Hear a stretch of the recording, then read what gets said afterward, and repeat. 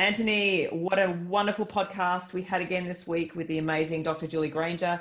My head was hurting a little bit from just learning so much about teenagers, in particular, a lot of the bony changes, which kind of I knew, but I feel like she put it in a better structured way in terms of timeframes and things. Yeah, absolutely. And, all the little things, it's probably not even the main point that she was making, but just little offhanded remarks that shine the light differently on the topic. And he's like, oh, that's interesting. It's really great. It's always fun. I feel like it was a bit of a meandering wander through the whole teenage process. It felt very teenage. So, Yeah.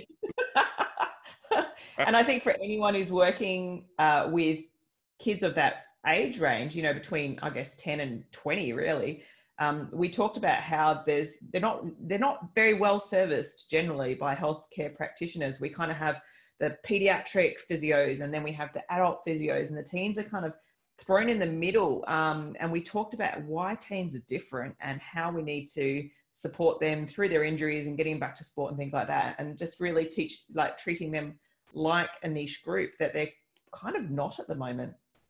Yeah, absolutely. Being lumped in as different populations is really difficult. So, just getting that, just to help those of us health and fitness professionals maybe see things a little bit differently. And one of the things that Julie brought up, which I thought was great, is that she feels like she's, very lonely in rah-rah for teens. So if you see lots of teens, please let us know on our socials and include Julie on that. Because, having that community of people that are servicing this population, particularly if that's a lot of the population that you see and you're set up specifically for that, that's really what we're interested in. So please let us know in the socials. And, the podcast will be coming up right after the usual messages. Hi, welcome to the Women's Health Podcast. I'm Anthony Lowe, the Physio Detective. And I'm Marika Hart from Herasphere. Together we interview leading authorities, we answer questions and share our thoughts to provide the general public with the best quality information that we can find on all aspects of women's health. Please remember that the materials and the content on this podcast are intended as general information and they're for entertainment purposes only. They're not intended to be a substitute for professional medical advice, diagnosis or treatment. Now sit back, grab your favourite beverage or do your thing and enjoy the show.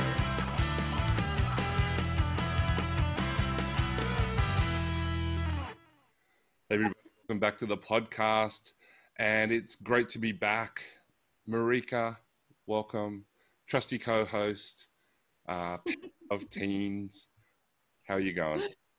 Yeah, I'm going well. I just realized we are wearing our matching t-shirts today. Hashtag start the conversation, birth trauma. Isn't that awesome? We actually didn't coordinate that, so good on us. So I might just tell our audience it's ironic that we're talking about teens because we're a bit late recording this podcast because my teen fell asleep on the bus on the way to school, woke up in a really dodgy area, and I just spent 20 minutes talking her down off that cliff and coaxing her to school by herself. So it's kind of ironic, the conversation that we're having today with our magical guest. Yes, indeed. And again, thank you for coming on the show, Julie. Magical. We've got our magical guest, Dr. Julie Granger. Thanks for having me, guys. Now, just to explain for our listeners, Julie is sitting in a spooky area. It is around the time of Halloween right now. So it is a bit of a spooky area. It's a little bit scary looking. And I was joking, Marika, you were late, as we just discussed. And I was saying, wouldn't it be funny if somebody just creeped up behind, poked their head above Julie's shoulder, and then just disappeared and faded off? Like, oh my God, I'd freak. Right? So funny. For those that are listening, she's in the dark, wearing very dark clothing that almost looks like army camo kind of from here. There's sort of, a bit of computer lighting on her face. Yeah, it is quite eerie. And the only lighting I have is the computer. That's right. It's so funny. Yeah. I'm trying to make it work, guys. I'm coming here for you. Oh no, For sure. we appreciate it. Looking forward to hearing about teens and about what's going on.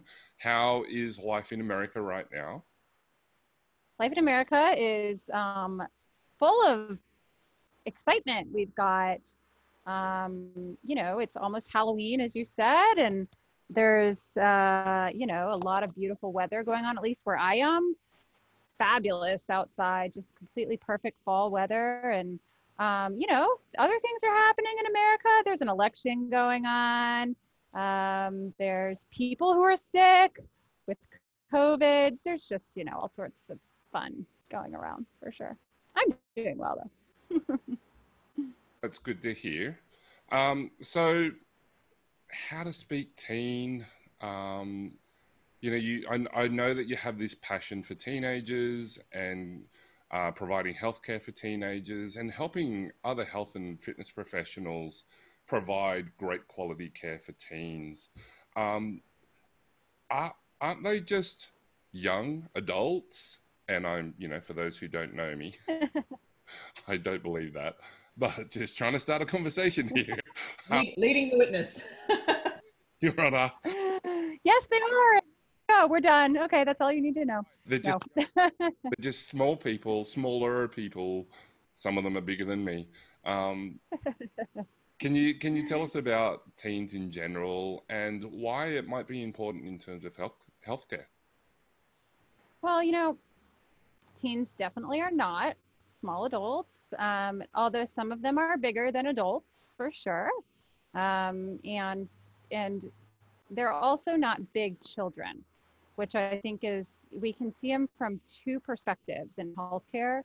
And that's actually how healthcare training is taught to not just physiotherapists, physical therapists, but also nurses and physicians and so many different health providers. Is you're taught adult medicine and then you're taught pediatrics. And in pediatrics, we're taught about the 0 to 12 age. And then, even the medication labels say after age 12, you can give them the adult dose, right? And after age 12, a lot of times adolescents transition to more of a family practice physician as their primary care.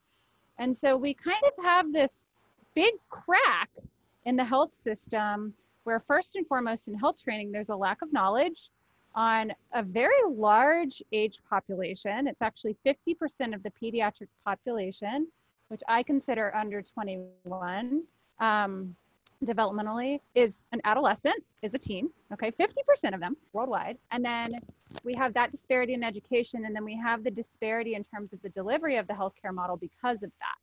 Once they get to age 12, the healthcare providers treat them as if they are small adults, expect them to have the maturity level, the physical development. We're all done, right? They're done growing, right? At 12, aren't they?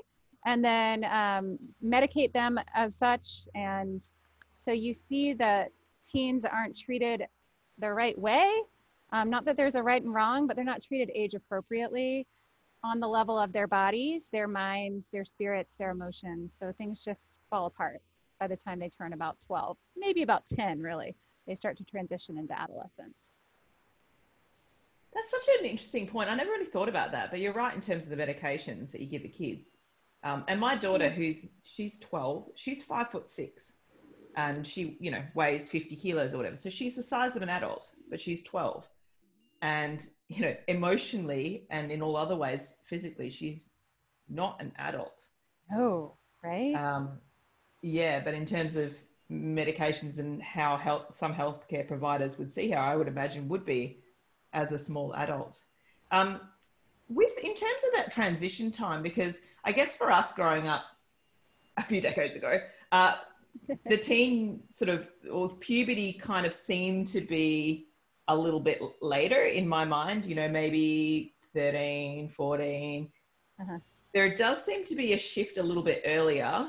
Is that just our perception, or is that actually science-based? Are kids going through puberty? Are the hormonal changes happening earlier these days than compared to, say, 20 years ago? Yeah, we are seeing that happen. There's not a lot of great evidence behind it, sort of precocious puberty happening a little bit earlier. And there's any number of 1,000 theories as to why, and they're kind of theoretical for the most part. Maybe there's more hormones in the water. Maybe it's nutrition. Maybe it's that kids aren't exercising enough. Maybe they're exercising too much. There's not enough stress. There's too much stress. So there's lots of things that are going on. We do know that a population will evolve, over time with generations. And so there's probably a lot of factors going on there. But yeah, it is interesting that puberty, the age range we call puberty really is about 8 to 12, 8 to 13 in terms of entering adolescence, puberty being that hallmark period. Wow, 8, that seems so young. Mm-hmm. Not everyone. That's if you picture it like a bell curve, right? Your averages are still 11, 12. Yeah. And the bell curve's a little skewed towards that 11, 12, but you definitely can start to see those called Tanner stages. They're the stages of like secondary sex characteristics that start to show up. You can start to see, the breasts start to bud in girls around age 8. You can start to see pubic hair coming in girls around age 8, 9. It's not uncommon. And so that's puberty, technically, for sure. And is there a difference between boys and girls, for example, like in terms of that average age of things? Yeah, that's a great question. Is there a difference? So generally speaking, boys tend to come about a year to a year and a half or two behind girls. Just that's developmentally what we see in almost everything from a developmental standpoint once puberty starts to hit. You even see that a little earlier with some of the motor milestones as well. But it really varies with those. They're a little more standardized age-wise. Well, should we start with talking about boys, teenage boys? Because I feel like, because I know we're going to talk about the girls a lot because it's a women's health podcast. But what are some of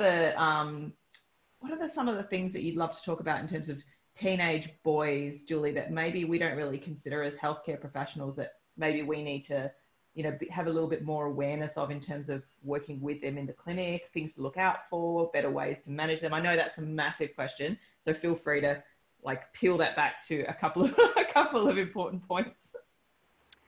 Okay, so the first one that comes to mind. So first of all, I don't teach as much about boys, but I have clinically worked with them a lot. But the first thing that comes to mind is that from the cultural conditioning of boys, they're taught, don't complain, don't speak up, be tough. As a result, they do a lot more rough and tumble activities. And so you're going to see more traumatic type of, from a physio standpoint, more injuries, more just things that you would think are stupid. Like they were playing on the scooter and they jumped off a ledge, because there's more testosterone and there's more just adrenaline and things like that. They express their emotions a little more, even though they're taught not to complain, they hammer out their differences with peers more physically.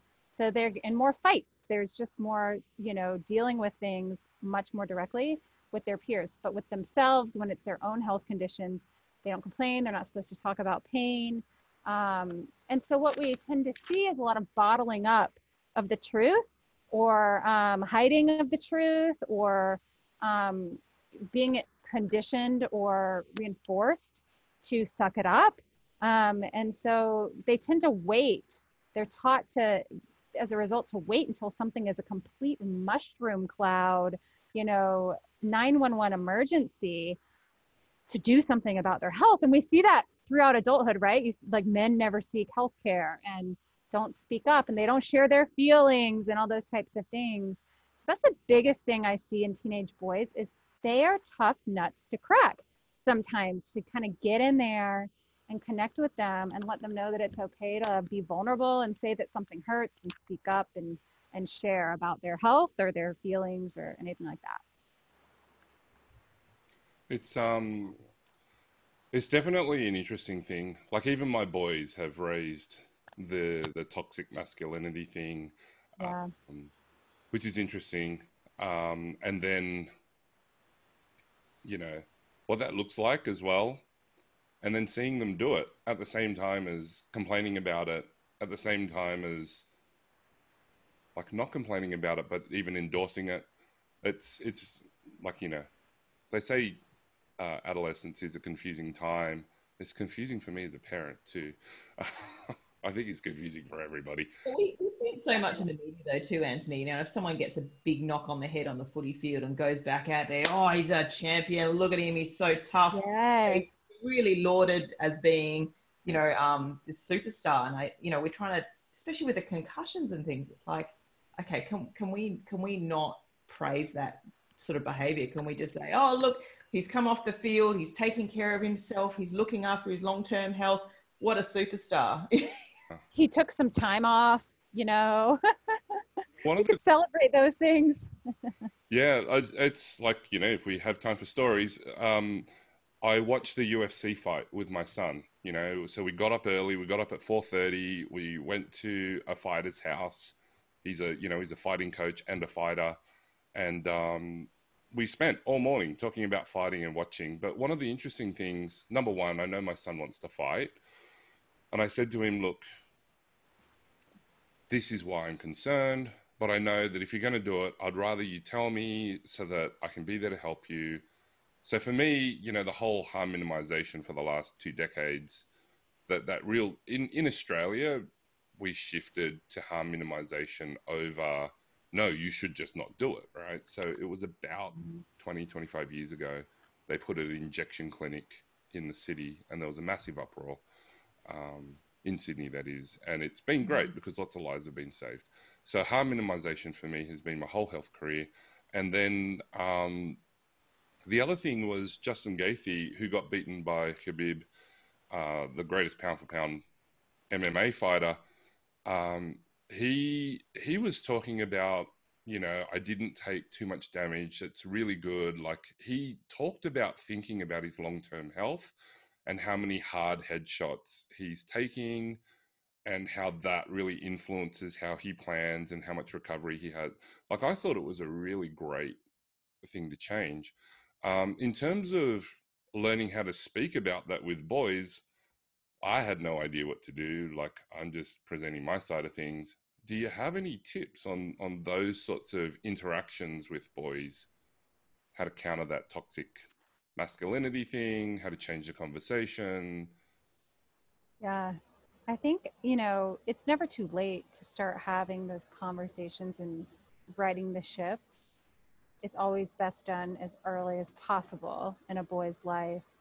And just, I think that it's one of those call out the elephant in the room types of things and acknowledge your own upbringing, your own vulnerabilities. This is you being you, the adult, the parent talking to a kid, or the clinician, if you're a clinician. Acknowledge the awkward thing that's sitting out in front of everyone and ask them what they know about it and what they actually think about it. I think asking questions rather than telling is a really good place to start, to get their take on it. Because what's really interesting is I've had a lot of teens who, they may say one thing and act a certain way, but when you actually kind of get them into a conversation about it, they don't believe that. So this is one thing boys do, right? They perform to try and fit in. Girls do it too. All genders, all teens do that. And so when you can kind of show them this dichotomy, this values conflict of they value fitting in and they value honoring their health and honoring their bodies, and they actually really fear, getting hurt and feeling like they were going to miss sports or whatever it is, that the injury or the problem that's being,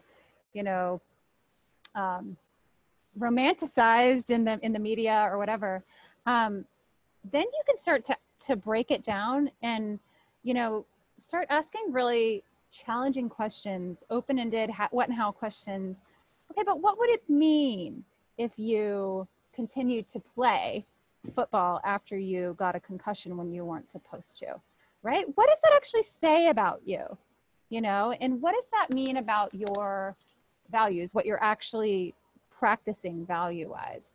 And a lot of times they can start to go, oh, I'm just going with the crowd. Oh, I'm trying to fit in. Oh, I'm trying to look like that guy who's this amazing athlete on TV. And they can start to realize, and this can be a real awakening for them to say, wow, these people I admire or I listen to, are saying, quote, wrong things. This is how the teen brain works. They're very right and wrong, and that's okay for where they are. And it can be difficult because they admire and idolize certain people, their teachers, their coaches, the athletes themselves. And then they kind of you have to walk them through that whole finding their own identity piece and helping them establish that it's okay to break those societal norms themselves and maybe be kind of set apart from the crowd, and then support them and encourage them to feel isolated. It's okay if they feel lonely and isolated, and help them see that maybe 1 to 2 high quality mentors or friends are better than this whole drove of people who are continuing to drive that conversation in the wrong direction for them. Yeah, and I think what I hear you saying there, Julie, sorry, just taking the mick out of Anthony again, but it's that idea of just really being curious, asking lots of open-ended questions. I actually do this with my kids, and it frustrates them at times, but it really is interesting, because what we think they're thinking is completely different to where they're actually coming from. And it's so easy to get frustrated and like, why are you doing that? You know that that's stupid. Whereas without the judgment, just actually sitting down and saying, hey, I've noticed that this is going on. Tell me about it. Like, you know, what's happening? What are you thinking about that? What would happen if you continue down that pathway? What do you think is the next thing? And I think it's not even about sport as well, but, you know, health choices. So I have a son with celiac disease. And so he has a gluten-free diet, and he has had from a young age. Now, at some point in his late teens, maybe later, I'm sure he's going to want to go, screw it, I just want to have a pizza, or all my friends are having a beer. You know, I just want to be able to do that. It's not fair, you know, and it's kind of, he'll have to go through that thought process, I guess at some point, and weigh up, you know, what is my risk reward here? But I think as teenagers, they're always going to want to at some point challenge the status quo, challenge the parents' beliefs. And I think by having those conversations, in a way, you're helping them make the decisions for themselves, rather than it being us telling them, this is good for you, you need to do this. I don't know if I'm making sense here, but that's kind of where my brain is at the moment. Well, you know, you just hit the nail on the head in like how to speak teen, which is number 1, ask questions. Number 2, don't tell, unless it's truly, and this is difficult, especially as a parent, unless it's truly an emergency, right? Or it's truly, they're about to harm themselves. You need to tell them, right? And I would say this to clinicians as well. At some point, you do have to step in and be the parent. And you have to be like, listen, you're about to step in front of a train. Let's move, right? Like, we're going to go this way. Instead, you just have to steer them. But most of the time, once they're about age, I mean, I say as young as 5, but like age appropriate, but once they can really start to understand the world a little bit, asking questions, what would happen if you continue down that road? What you mentioned about them having to weigh the consequences, teens don't have practice at doing that, because up until about age 12, parents, just age-wise, developmentally, parents are going to take responsibility for their kids' actions. That's just what happens. And so here are your consequences. You need to pack your lunch. I'm going to pack your lunch. If I don't pack your lunch for you, you're not going to eat, right? And so when they become teens and they enter adolescence, which is really that puberty range, it's very important. It's important when they're younger too, but it's very important to let them start to make choices, answer their own questions by you asking them the questions, and then allow them to experience consequences of those choices, because they will never learn how to foresee the future and decide consequentially, ooh, if I do this, then this could happen, or if I do this, then this can happen. We don't actually let them experience consequences from the get-go, right? And as a 5-year-old, that might look like you don't get the candy you want and you're going to throw a tantrum in the middle of the grocery store floor, and I am not going to react to that. I am just going to pick you up and we're going to go, and you still don't get the candy, right? And you know, there's a consequence that maybe you also don't get to use the iPad for an hour, right? And so they get to learn, right? This is just a consequence. It's not a punishment. This is what happens when I act in a way that's not in integrity, right? With who I really am striving to be. Teens also will break rules, like you said with your son. This is normal. We want them to, in a safe way, in a safe and secure way. Again, we don't want them jumping in front of the train, ideally, but ultimately they won't learn consequences and they won't learn how to be independent adults if we don't give them the opportunity to break rules, and let them just see the reason the rules are in place in the first place. Because we could tell them till we're blue in the face, this rule is here to protect you and keep you safe. And again, there are some things where we do kind of need to use what I might call scare tactics, because we don't want them to experience grave consequences. But things like, and I'm just going to speak kind of liberally here, like letting, and I know in Australia, 18-year-olds can drink alcohol, but letting a 16-year-old like suffer the consequences for not telling you that they were drinking. They drank too much, they feel terrible the next day, right? And they need to understand, right, that this is a consequence of this action. For all the parents out there, I'm not saying that you need to allow people to drink underage, right? But they're going to do it. They're going to find a way to break the rule. They're smart, right? And if they do it, embrace that there is a consequence here and what can be learned from it. That is where you can come back in and start asking questions. What did you learn from this, right? What would happen if you do that again? What would happen if you don't do it again? What's the consequence if you don't go out and drink with your friends, right? Oh, social consequences, right? You're going to be outcast from the group. Okay, great. Great that you acknowledge that. Now what do we do, right? So letting them kind of be the driver of the conversation is important. They don't like to talk to adults anyway, so we may as well not come at them with a lot of like telling and teaching. I'm just thinking, I'm smiling because we're talking about learning lessons. So that that thing that happened just before we got on the podcast with my daughter, as she got to school and was still on the phone, she's calmed down, she's doing okay. She said something funny to me. She said, well, Mum, this experience was like a vaccine. And I said, what do you mean? And she said, well, I just had the little experience which exposed me. So then I've learned something from it and my body I've become more immune or more strong for the next time I have an experience like that. And I was like, oh my God, that's a really good analogy. Yeah, that really is. I'm going to use that for sure. Tell your daughter that I'm going to borrow that. I will. I thought that was quite funny. Hey, should we move on to the girls? Because, you know, we work a lot more with, I guess, females in general, or those that identify as female. Yeah.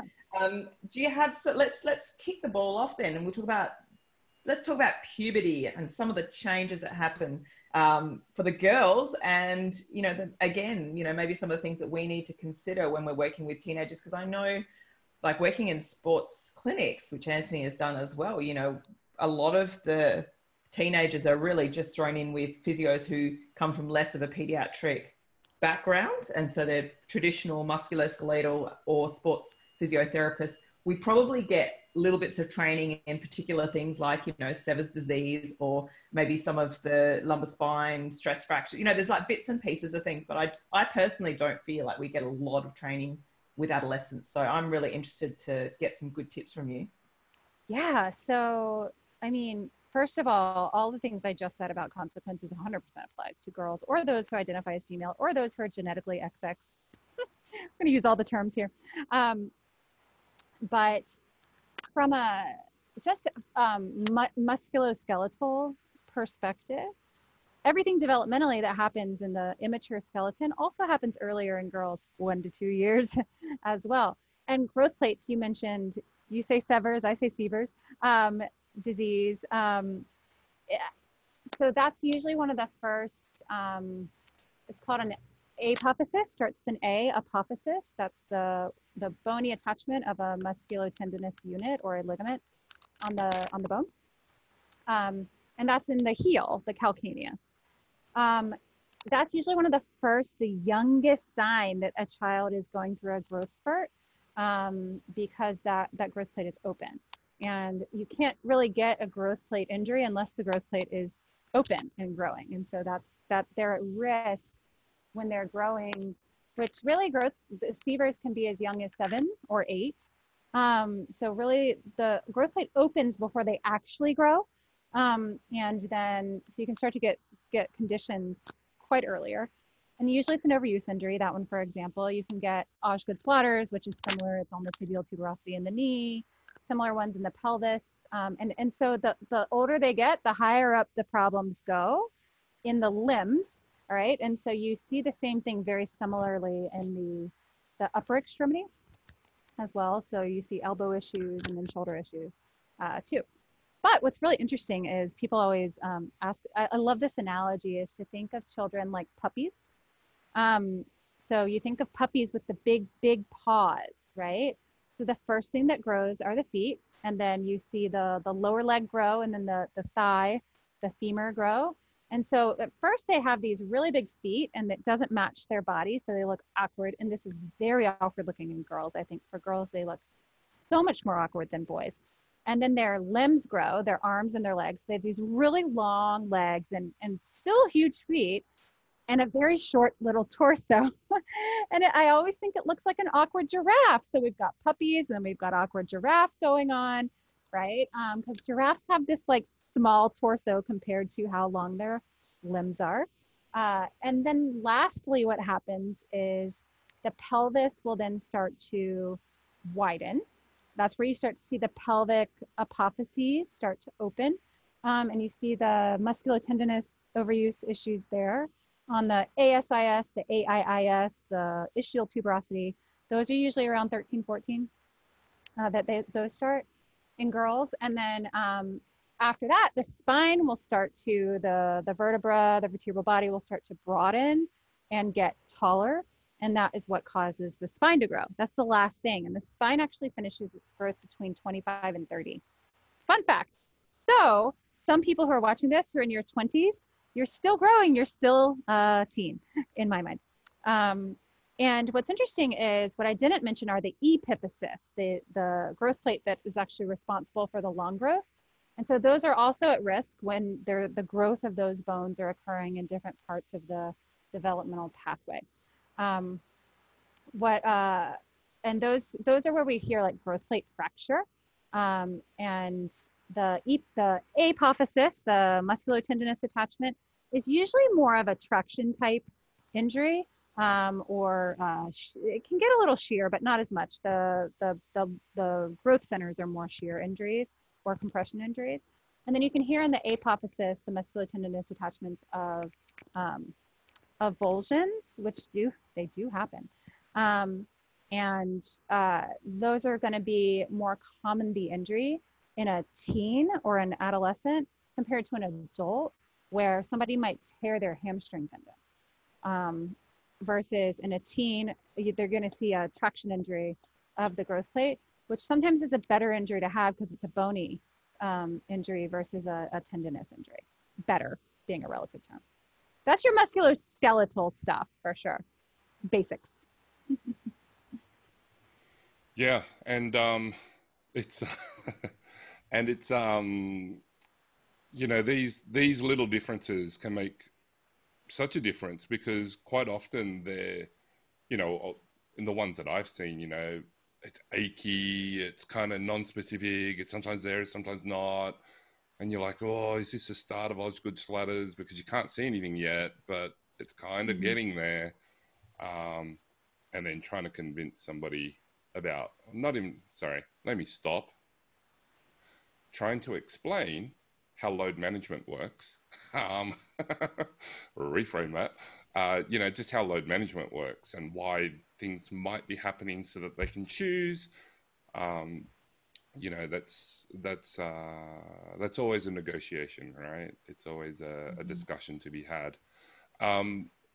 How might we clinicians have, you know, we've got ideas about these things. How might that not serve the teen, and how, you know, how can we reframe how we think about these things so that we can serve them better, so that we can help provide the information and the resources that they need so that they can choose which way they want to help, you know, manage their own health conditions. And right, teens are the perfect population to move forward with being the CEO of their healthcare. So, you know, what can we do there? Well, just drawing back into the musculoskeletal stuff, keeping, I mean, not that that's basic, but it is basic bones and muscles, and growth plates. From a clinician experience, bias, training, again, that whole in our training. I mean, when I was in physical therapy school, we learned about growth plate conditions, but we basically learned, hey, go look that up when you might need to know it. The growth plate charts, the developmental charts, the ages, those are actually very important to know. Like if you're going to work with teens, you need to commit those to your memory and know really what those, I hate to use the word normal, I don't love the word normal, but what the normal age ranges are, the expected age ranges for the growth plates to be open, for the injuries to occur, and what types of injuries occur, and also knowing the mechanisms of injury for each type of growth plate. For example, an ankle sprain. Somebody rolls their ankle. Well, if they're 6, then it's probably a sprain of the ligament. If they're 12, could be a growth plate fracture. If they're 16, it's probably a sprain of the ligament. And the treatment and the recommendations that are made depend on where that growth plate is, and how severe it could be. Who you send them to, if you're a physio, for example, and they need radiographs, matters. So if they're in the age where the growth plate is open, we need to know if that growth plate has been injured. And that you can only know if that growth plate has been injured if you compare it to the other side, because sometimes it's so subtle that it's really difficult to tell. And sometimes it's so subtle that it's very severe. The most severe type of injury is a compression injury. So if someone lands really hard on it when they sprain it, or roll it, I should say, not sprain. And that one actually requires surgery. Some of the more severe types require surgical correction to keep the growth plate from arresting its growth and then getting a limb deformity. So that's really important to know, that those consequences can occur at certain ages with what we might consider a fairly benign injury. Oh, they rolled their ankle, just walk it off, put a brace on it for a few days.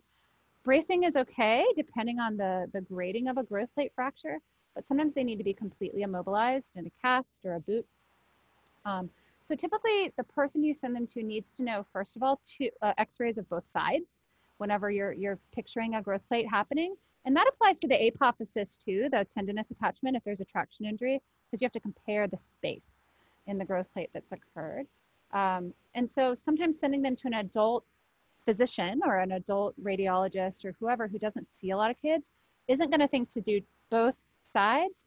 And also, even if they do, they're not going to quite know what they're looking at. So you want to have someone who's vetted and is trained in pediatrics and growth plates and musculoskeletal conditions in pediatrics, and that type of thing. And then they're going to make the right decision from an immobilization versus letting them have activity. And that gets me into the next piece, which is how we language around growth plates, or any type of really teen-specific condition. It could be hormones, it could be anything, but we'll talk growth plates, keeping it basic again. So I just mentioned the word fracture, and I mentioned cast, and I mentioned things that traditionally to humans can feel very scary, especially a teen who might be an athlete or might feel really embarrassed about having a cast at school. And so, especially in Australia, for example, you guys are the frontline providers for musculoskeletal injuries, and in the United States as well, but not as much as physios. And so when it's like, oh, this could be a growth plate fracture, we don't want to come at them, right, with just like, we want to be honest, but we don't want to come at them with all of the laundry list of the consequences I just told you, right? And use scare tactics to get them to stop walking or to put crutches on or anything like that.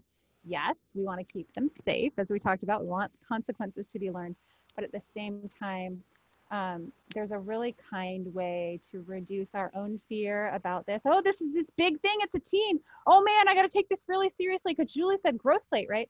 But we want to make sure that it's like, okay, here's the deal. I'm going to use the word growth plate. I'm going to use the word fracture. Tell me what that means to you first, right? And kind of I love asking parents, tell me what you know about this first, and kind of gauge where they are before I come at them with all the possibilities of what could be happening. And usually I'm talking them off the ledge already when I'm like, okay, you know, it's a growth plate. And they're like, oh gosh, is their leg going to grow shorter than the other one? You know, is it not going to, all this kind of stuff. And I say, no, do not look up this on the internet, by the way, and only listen to me. And this is what you need to do. She's going to be fine. He's going to be fine. But you need to see this type of specialist, and here's why, right? And, you know, make sure that I follow all the way through. I call the physician myself and really kind of walk through this, what can be a very vulnerable time for dealing with teen conditions, because not only do we as healthcare providers not really understand them, you better believe parents don't. So, yeah. Yeah, that's interesting. And sorry, my brain just went to ACLs there because I think that's ACLs, yeah. Yeah, that's kind of, and I feel like the management for that, I mean, that's obviously going to hugely depend on the age of the child and the sport that they play and where they are in the world. But maybe you could just give us a little bit of you might know a little bit more about the up-to-date sort of feelings around surgical versus conservative management for children in that, you know, 10 to 13 in particular age group. It's tricky, isn't it?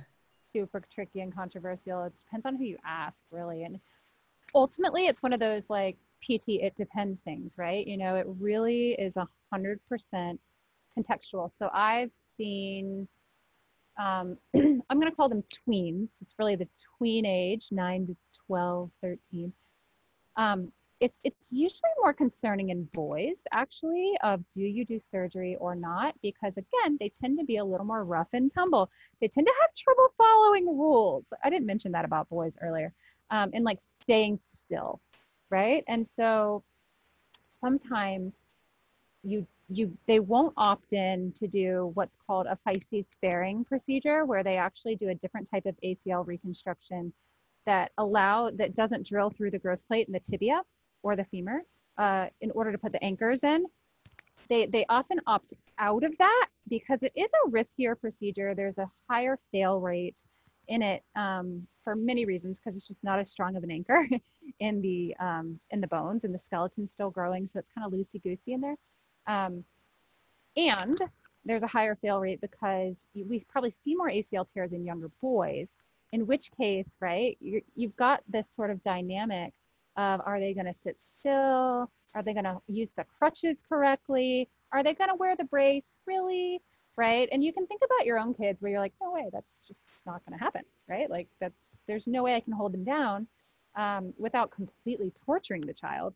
So it's not humane at some point. So a lot of times they just won't do surgery, right? And they'll wait until they'll brace them, cross our fingers, we're going to pray a little bit and just hope that the joint cartilage doesn't wear down too much. Maybe do some activity restriction a little bit. Maybe we're not playing soccer. Maybe it's now something with less cutting and side to side or impact type stuff. While they're still young enough to redirect into another sport, which is hopefully okay, right? And then they might do the surgery once the growth plate is closed and at 14, 15, 16. The good news is with girls, their growth plates open earlier and also close earlier. So you see them younger with ACL tears that are in this type of predicament, but their growth plates close, you know, sometimes as earlier as 13, 14. And so they can do a full kind of normal hamstring graft ACL reconstruction and do well. Girls tend to be more compliant with immobilization, bracing. They just tend to be a little bit more rule following. Again, cultural thing here. So they're better. They're, for better or worse, they don't participate in as many impact sport or contact sports where they're going to run into someone else. They do some, right, but not as many as boys. So, and for better or worse, there aren't as many sports available for girls after about age 13. So sometimes we don't run into as many issues with that. Yeah. And, you know, it is a tricky situation. And I was just thinking, you know, when dealing with that type of situation, I know that it's a difficult conversation that I have with, say, my kids or just kids in general, is this whole time factor thing, right? Like time seems to be warped for them. It's really weird. You know, 6 months is forever. A week is forever. Six weeks is forever. 6 minutes can be forever. So, how do you talk about that? How do we, you know, hey, you know, let's wait for your bones to grow stronger. If you do that, or even if we go the conservative route, which seems to be, hey, let's get your hamstrings super strong. Let's, you know, strengthen you up a lot around this area. How do we have that conversation and keep the diligence and, you know, take advantage of some of the things that are good about consistent conservative management, or even just waiting a little bit so that you get a better result, have a decision. Do you have any tips on the time warping discussion? Yes and no. You know, it's so subjective. Have all the answers. I wish I did, right? I would be like a millionaire if I did. But you know, time with kids is warped, right? 6 months to a 10-year-old is 1/20th of their life. That's 5% of their life. That's a lot, right? Whereas 5% of my life now is just like a couple years, right? And so if you think about it, right, like that is a very long period of time. That's half, more than half of a school year. A school year to a kid is like so long. And so when we think about relatively speaking, you know, what we don't want to do, okay, here's a don't, and I don't give a lot of don'ts, but here's one, is don't come right at them and say, you got to sit on your butt for 6 months. They're done. They're checked out. They don't trust you anymore, right? And so you don't want to lie to them. You want to be honest, but at the same time, it's like you have to give them small digestible time bits. So on that same token, you also don't want to give promises. Yes, you'll be back to soccer in 6 months, or yes, you'll be back by next season. So it's a lot of we'll see. It's a lot of we will do. You need to work hard. You know, this is what needs to happen, and we have certain things we're going to check off along the way. And so it's those checkoffs that you can promise that we're going to get to that, right? You know, provided a meteor doesn't come hit the earth and we're all obliterated, right? Like, so like we're going to get to this checkoff, right? And then when we reach this measurement, then we'll figure out what the next step is, right? What's so beautiful about this is no guarantees, no promises, but also not scaring them with like, this is the end result, right? Is it teaches kids to live in the uncertain, which they need to learn. They really need to learn that because we as adults are real bad at that. And so teaching them that it's okay to not know all the answers. It's okay to not know where to go. It's okay to feel afraid about that. It's okay to feel upset. Letting emotions be there. This is good. Like let them feel those feels and be there in support. This is where our clinician biases can get in trouble, where we feel uncomfortable with people's emotions. We feel uncomfortable with our own, especially kids, right? It brings up our own little kid emotions and we're like, right? This is awkward. And so a little bit of personal work is important there too. Do your own work. But that's a really important thing with kids as a parent, but also a clinician, is just give little digestible, tangible goal steps along the way. Okay, we have 3 weeks, and over the course of 3 weeks, this is what our goal is. Here are the steps we're going to take to get there, and make it very, very tangible, because that brain is so black and white, right? They need to know. What you can also do, if you do think this is going to be a 3 to 6, while they're doing this straight leg raise, throw the ball up and down. Sorry, Julie, we lost you for just a second. So we don't video. Yeah. Oh, no problem. You're back. So you were transitioning. I'm back. You were transitioning. Oh, can't hear you, Marika. You were transitioning from our own biases about dealing with teens, and their brains being very black and white. Yeah. And keeping things very tangible. Very tangible and literal. Right. So ultimately, I got to remember what I was saying now. Ultimately, you want to give them the benchmarks and the steps, right?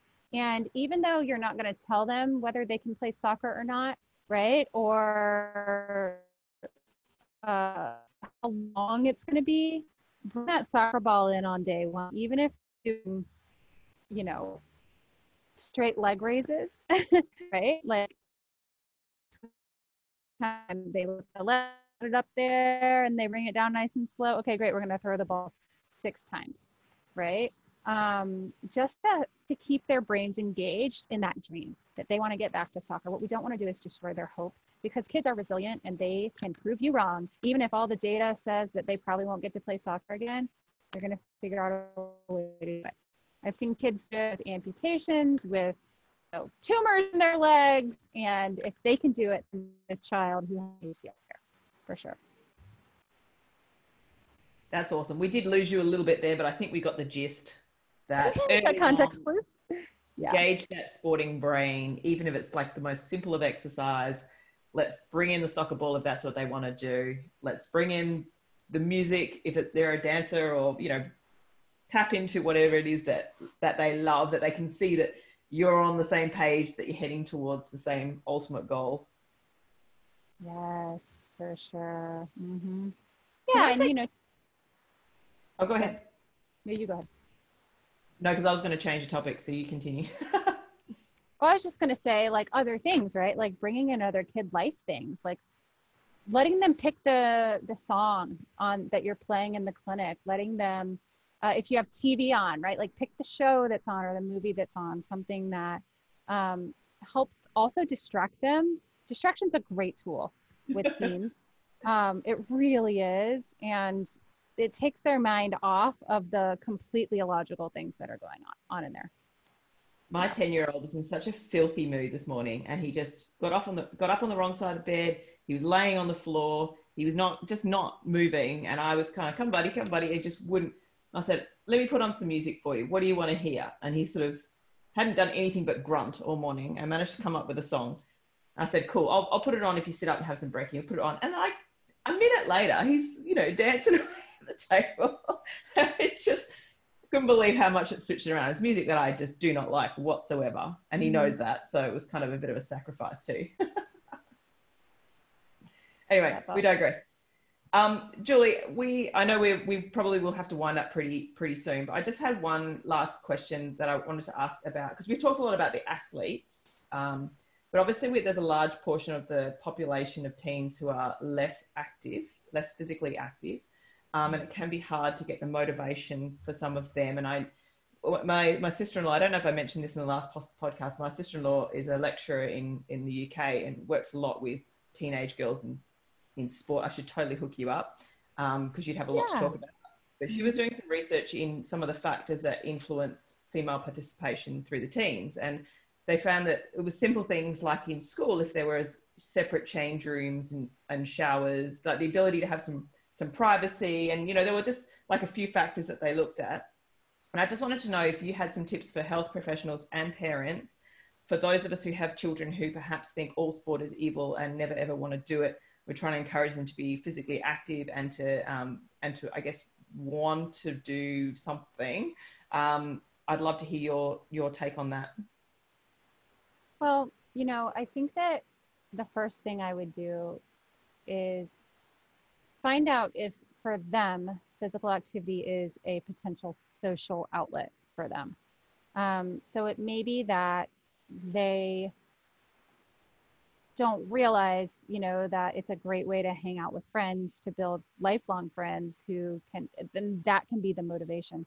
That's sometimes the problem when sport is taken away, whether it's due to an injury, due to quitting, due to dropping out, disinterest, that type of thing. They lose that social outlet. So some kids, social alone can be a great motivation.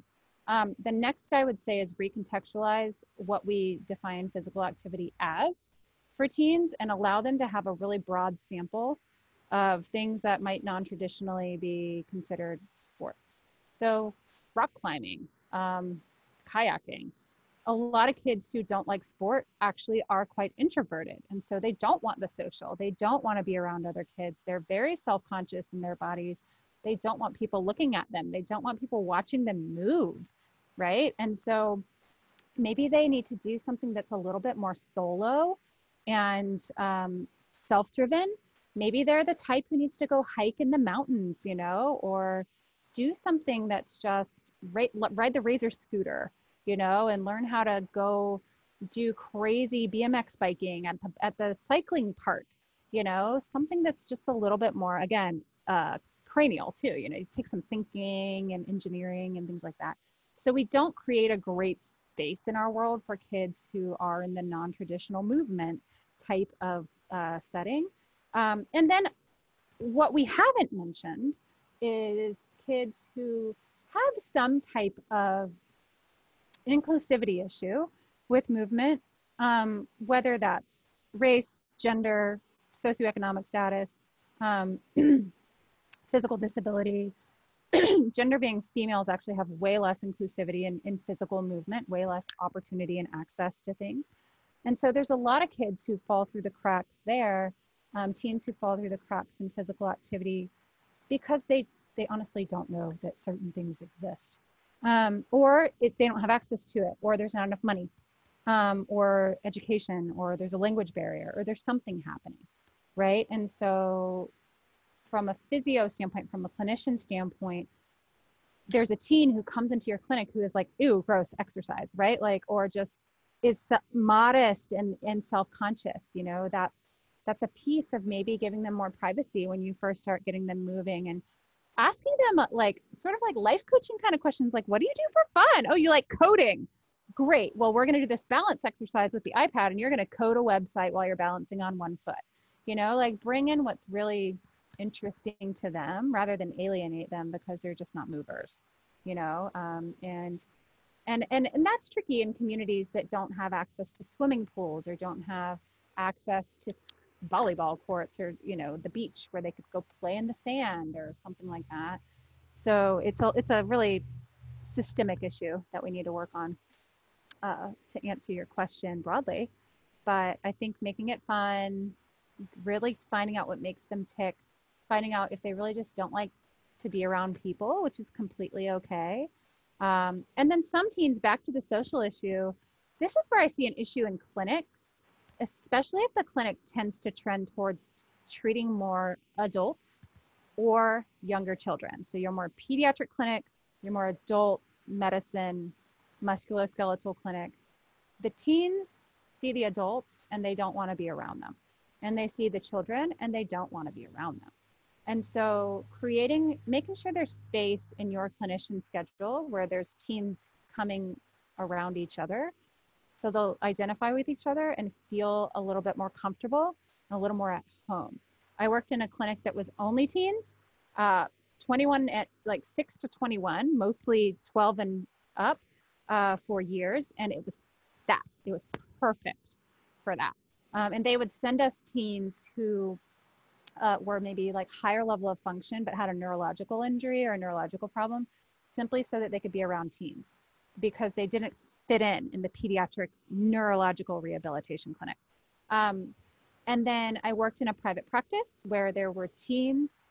I saw mostly teens, but other clinicians treated adults. And it was insane. Just teens have radar for it. They would look around and be like, you know, you could just feel how uncomfortable they were. They already feel awkward around adults, and now you're making them like do stomach exercises, you know, and talk about their hips or their pelvic floor or whatever it is, you know, and it can be really strange. So I had to really work hard to schedule them around each other, make sure I had an enormous amount of games and things that were interesting for them, and decorate my little office room that was very teen friendly. Yeah.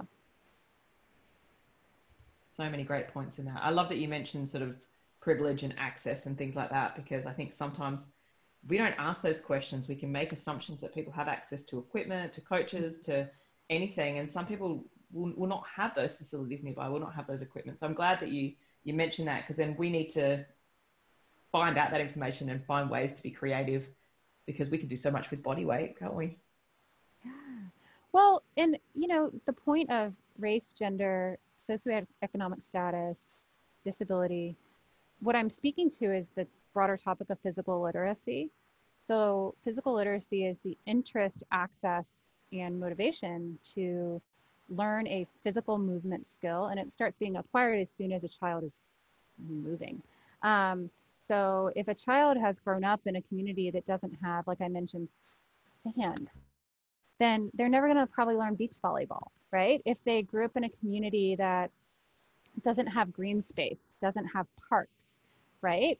Which is very common, then they're not going to learn field sports where there needs to be grass right? If they've grown up in a community that's full of snow, right, then they're going to be great at snow sports, but they're going to have no interest in your traditional sports, right? And so to your original question of someone who's not motivated to move, a lot of times these are actually completely normal kids from a standpoint of privilege or like all of those other factors, and they just haven't ever accessed or seen these types of activities. Another issue we didn't mention, and it's way too much to talk to probably in this podcast, is specialization, right? If I specialize at age 7 in a sport, I don't have access and therefore no motivation and interest in certain activities. I lose my sport because I tore my ACL at 9, right? Then I no longer have interest in moving. I have no motivation. I have no access because I've kind of aged out of certain sports in my community. I'm the kid who is now in drugs and, getting in trouble. So, yeah. Sounds like a great reason to get you back on, Jill. Specialization is an interesting one for us too. And thankfully, I think in Australia, we're not as specialized, but you can certainly see some of the drive towards it. Yeah, for sure. And, reading the stuff from America is interesting as well. Just before we get up to the final bit, I thought I'd just recap what we've done so far and ask you about, you've got a course coming up, so we'll get to that. So we've covered a lot of ground in this podcast. It sounds like teens, adolescents are like already they struggle to fit in society. Like you even just said it again, they look around, they see adults, they don't want to be with them, but they don't want to be with the kids. And yet we've got this demarcation of 12 years old, you take medicine this way, and if you're above 12, you can take the adult dose. And it just permeates throughout the healthcare system like that. So they're already a different population, some of our beliefs, some of our biases, and that transition from taking responsibility as a parent, for primary school kids, we call them here, but the 12 and unders, and transitioning, like I can tell you as a parent, for me, that transition's very hard for me. But it was helpful because when I started sharing why we were worried or why we like them to do things this way, and like it makes that conversation just that little bit easier. But, the time warping factor and different topics are at different levels. So that's super interesting as well. So, that perspective that you brought on how to speak teen, don't come at them with everything. Don't tell them what to do, ask more questions and talk to them about it. Even the thing about, they'll say one thing because they're performing and yet they believe something else, or they'll do something different if given the chance. And we've just talked about opportunity and privilege. And it's actually an interesting thing because I've just been listening to some books which have mentioned it as well, that it's in the adult literature as well. People will say that they believe in these things, these qualities, and yet when they get the opportunity to do something, they don't necessarily do that, which is very interesting as well. So like you've alluded to quite a few times, as adults, because we haven't thought about these things when we were teenagers, we carry forward and probably are perpetuating a lot of these things in the kids. Right. Certainly look at myself and, I apologize to my kids publicly here. We're trying our best. We all are, right? We genuinely are trying. So all of that and, how teens can fall through the cracks, how, there are special considerations for, we talked briefly on growth plate related injuries and times of where the diagnosis may differ based on the mechanism of injury, whether the surgical considerations, even like, there's a whole bunch of things I could talk about growth plates to you about, all of that. And, as clinicians, applying the same sort of holistic approach towards the provision of care for teens. the setting up of the clinic space, the booking in of times, the potential for even making sure that, like if you do group classes, trying to have them as age appropriate for the group that you might be seeing. Sounds like really practical advice that you've given. How am I going so far? Did I cover Did I cover? I think so. Yeah. Mm-hmm. Cool. I just wanted to make sure I heard you correctly. So lastly, you've got a course about teenagers that's coming out. Who's it for? Can you tell us a little bit about it? We will have a link in the show notes, and we'll make sure all of that information is available. But can you let us know a little bit about that, please? Yeah, this course has been a labor of my career. It's kind of the life's work, I think, for teens. I've written a book, as you know, and that was really more for athletes. This one is much more holistic for all teens, very inclusive of not just athletes. For health providers, physical therapists and health providers, with a strong slant towards physical therapist material, as I am one. And that's my perspective. But I've kept the main course content, which I teach all of it, on almost all realms of teen health: physical health, growth plates, musculoskeletal, pelvic health, but also like reproductive and hormone health.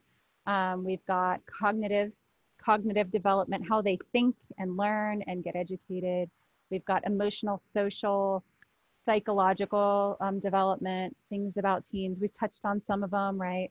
And then I've got a whole module on how to speak teen and speak parent together, or, guardian if it's not an actual parent. And then the last one is the marketing. And I touched on that so briefly, like make sure you have your clinic designed this way and you have appointments available that work for them, right? But so all that's covered. And then I have 20 plus experts coming to teach, because I can't be the only one, right? And there's so many people who have a really fresh, interesting perspective on specialty areas of teen health. And the way that will work for clinicians who take the course is they can kind of choose their own adventure within those specialty modules. So if I work in musculoskeletal, I don't necessarily need to go learn about something that's not in my interest area, although I could in order to broaden my horizons on teens. So we have everything from musculoskeletal to early specialization to several experts on physical literacy that I mentioned, who are great researchers on that. We've got pelvic health, endometriosis, pelvic health PT. So actual, do you do internal or not with teens? That question gets totally busted wide open. And it's really interesting answers that we have. We have neurological injuries. We have teens with disabilities, teens with cancer, the whole gamut. And then multidisciplinary people I've interviewed. And then we're also including parents, getting the parent perspective. And then my favorite part, including teens and getting their perspective on what is happening in their lives and what it's like to go through the healthcare system. And I asked them very honestly to give us feedback on how we're doing for them. And that helps you with your marketing, right? But it also is great, so you can really show up giving them what they need. So this course starts in a couple weeks, actually. And it'll be an ongoing thing, so you can enroll anytime. And it is available for continuing education credits, at least in the United States, because I wanted to give people, extra credit for doing the work. But I hope that's not your motivation. I hope that it brings a global conversation to this hole that we talked about tonight. And I feel like sometimes I'm the only person out there who's like super rah-rah teen. And I really would love for more clinicians. I'd love it to trickle down. And, maybe someday you'll be interviewing somebody else about teen health. Not that I don't want to do it, but, get other experts out there as well.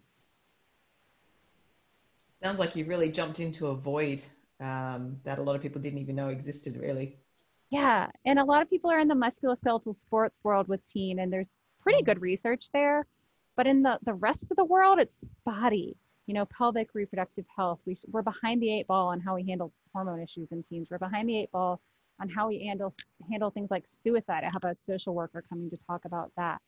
How do we handle trauma in teens? How do we handle school issues, bullying?